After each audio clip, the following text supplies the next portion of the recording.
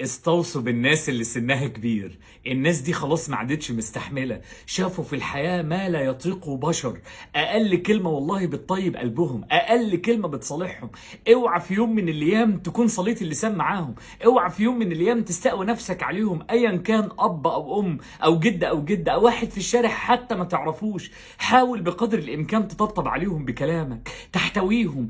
كلمة والله العظيم بتهون عليهم. راعي ربنا فيهم، حط ربنا في نصاب عينك وانت بتتعامل معاهم.